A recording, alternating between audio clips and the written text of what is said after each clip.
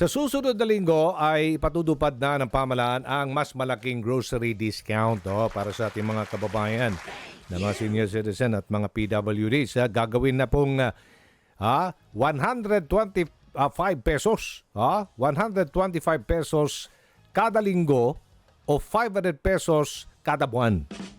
O di ba? Wow. Para mas maipaliwanag po sa atin yan, magandang itong napakagandang balita, kausapin natin ngayon si Trade Assistant Secretary Attorney Amanda Nograles. Magandang umaga, ASEC Nograles. Hello po, magandang umaga po sa inyo. Opo, ASEC, this is Aljo Bendijo. Kasama din natin sa ngalan ni By Erwin Tulfo. Live na tayo sa Punto Asital Reload, PTV at Radyo Pilipinas. So, ito pong magandang balitang ito, joint administrative order ay may patutupad na sa Lunes itong pagtataas ng grocery discount sa ating mga senior citizen and PWDs. Ano pong detalye nito, ma'am? Okay, so ito po yung naipangako natin na susuriin natin na pagtaas na discount ng mga senior citizen. So dati po kasi ang discount po ng mga senior citizen at PWD sa grocery, pag bumibili po sila ng tinaguri ang basic necessities and prime commodities, pumapatak lang po yan sa 65 pesos kada linggo. Ngayon po, so syempre napakatagal na po nung napag-usapan na rate na yon, ang dami na pong nangyari, 2010, 2017. So ito po, ni-review po natin. So base po sa Joint Administrative Order ng DTI, Department of Agriculture, pati po ng DOE, minarapat po nating itaas ang discount, no? From 65 pesos per week, magiging 125 pesos per week na po siya. So, yan po yung pinag-uusapan natin na discount. Aside from this po, marami rin po tayong nilagay dito sa Joint Administrative Order. Pangalawa po dito, syempre ngayon nauuso na po yung pamimili online. Opo. So nilagay po natin dito sa Joint Administrative Order na kapag bibili ang senior or PWD online, dapat meron din siyang discount. Ito pong 125 per week na discount.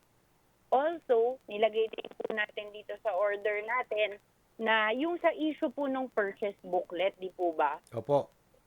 Kasi di ba yung mga naka-receive po tayo ng mga report na hindi po ino-honor ang discount ng mga senior kapag wala po silang purchase booklet. Opo. So nilagay po natin dito sa administrative order na kung sa ibang panahon mapag-agrihan po na either tanggalin ang purchase booklet or gawing electronic ito, nilagay po natin dito yon sa Joint Administrative Order na it can be in electronic form as may be developed or prescribed in succeeding rules or kung ano man ang magiging regulation natin regarding the purchase booklet.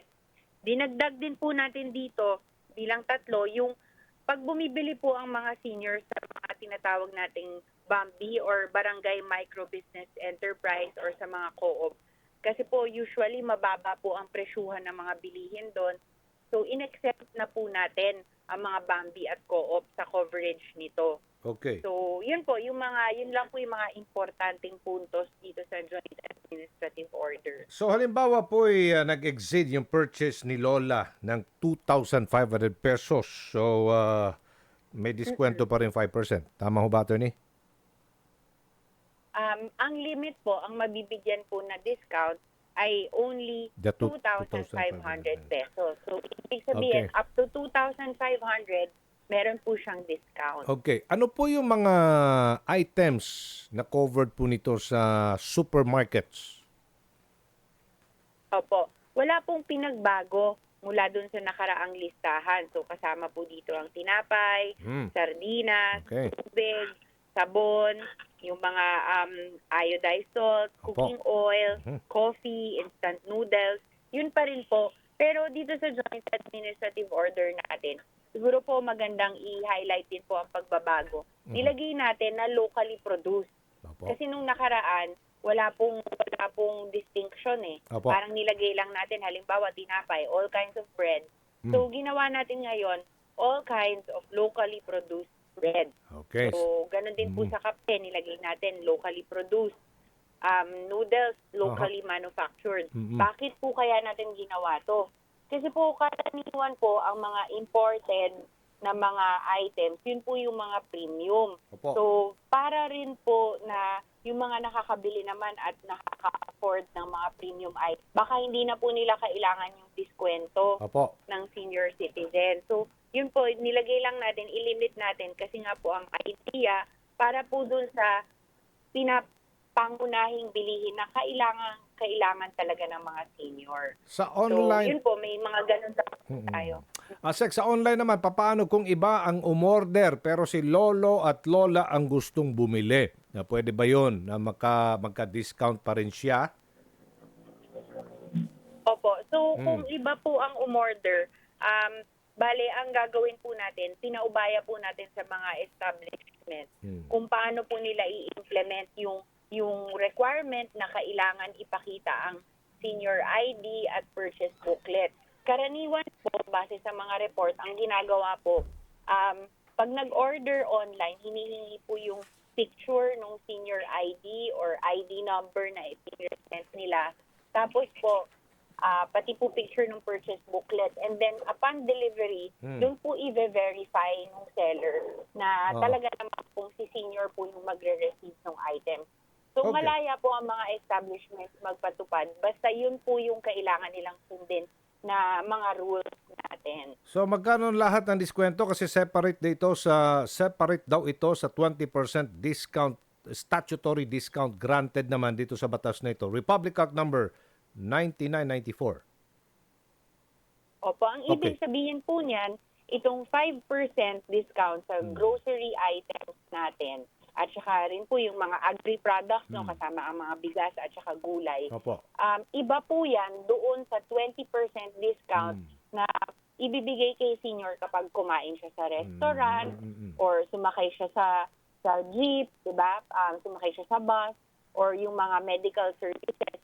Yun po, iba po yun. Yun po ay 20% discount. Hindi po yun naapektuhan nitong pagtaas natin sa 5% discount ng basic necessities and prime commodities. Sige po, maraming salamat ASEC Attorney Amanda Nograles. Baka meron pa kayong nais pong sabihin, ma'am, sa ating pong mga senior at PWDs. Okay, go ahead po. Okay. So, Okay. siguro po, bilang panghuli po, sana po nakikiusap po kami sa mga senior citizen at saka mga retail establishments. Tulong-tulong po tayo sa pag-implement nitong pagtaas na discount sa ating mga senior citizen. Ito po ay para sa ating lahat. Lahat po tayo ay senior citizen or magiging senior citizen. So, dapat po lahat po tayo tulong-tulong na igalang at ipatupad itong mga rights and privileges ng ating mga senior. Ayan. Maraming salamat, ASEC Attorney Amanda Nograles ng Trade and Industry Department. Good morning. Good morning po. Thank you po. Okay. Si National Council on Disability Affairs Executive Director Glenda Relova, makakausap din natin. Director Relova, magandang umaga. Magandang umaga po, Sir Aljo, at magandang umaga po sa inyong mga taga-subaybay. Ano naman ang reaksyon niyo po dito sa diskwento, malaking diskwento para sa ating mga senior PWDs sa mga grocery items? Ito po ay isang malugod na tinatanggap po ng sektor ng mga persons with disabilities. So dahil almost na double po yung benefits na makukuha nila, na dati ay 65 pesos per week, ngayon po ay magiging 125 pesos per week na po. Okay. So lahat po ng inisyatibo po para po ma-increase ang benefits and privileges ng ating pong persons with disabilities at ng senior citizens ay malugod po namin tinatanggap. Okay, sige. Baka meron pa kayong mga gusto pong iparating sa ating mga PWDs, ma'am. Pagkakataon nyo na po. Go ahead. Sir Aljo, ang National Council on Disability Affairs po ay katulong po ng buong sektor po ng persons with disabilities at gayon din po ang ating mababang kapulungan at pati na din po ang mga Senado.